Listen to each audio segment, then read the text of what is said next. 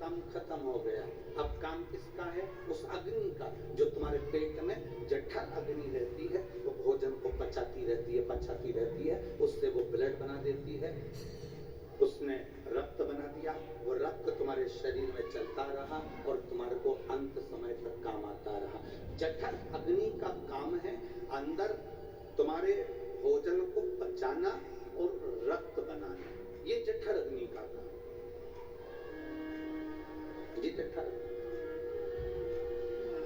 जैसे दुकान पर बैठना, पैसे कमा कर लाना, नौकरी करना, ये सब तुम्हारा काम।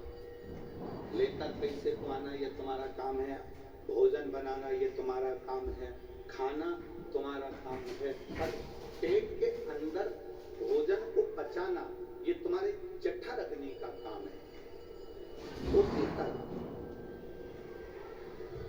सब कर्म तुम्हें करना है, पर तुम्हारी जिंदगी में जब जब कोई विशेष परिस्थितियां जब बदलेगी, जब बहुत दुख तुमको घेरने के लिए आएगा, तब जो तुमने एक लोटा जल महादेव को चढ़ाया है, वो जल तुम्हारे काम आएगा। वो जठर अग्नि के रूप में तुम्हारे उस दुख को समाप्त कर देगा, तुम्हारे उस कष्ट को समाप्त कर देगा, तुम्हारी उस तकलीफ को समाप्त कर देगा। और अंत समय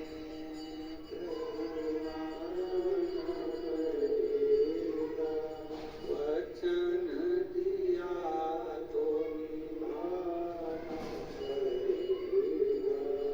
आए ना आए प्रभु तुम करेगा, अंत समय प्रभु वचन दिया तो अंत समय प्रभु,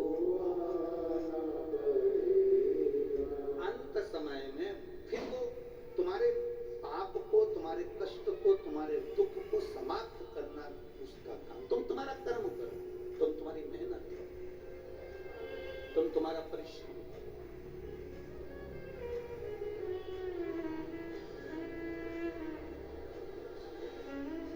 अब आप अगर बैठ जाओ, किसी और वाले महाराज ने कहा है कि सारी समस्या का हल एक लोटा जल है, तो मैं जल चढ़ा कर आ गया हूँ, ना मैं कमाने जाऊंगा, ना मैं काम करूंगा, ना मैं नौकरी करूंगा, ना मैं हाथ हिलाऊंगा, ना मैं पांव हिलाऊंगा, ना मैं कहीं जाऊंगा, ना मैं आऊंगा, तो ये तुम्हारा विवेक नहीं, ये तुम्हारी बुद्धि नहीं, ये विनाश का।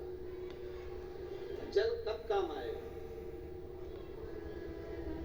एक लोटा जल तुम्हारी समस्या का हल, एक लोटा जल कब काम आएगा? जब तुम अपना संघर्ष कर रहे हो, जब आप अपना परिश्रम कर रहे हो,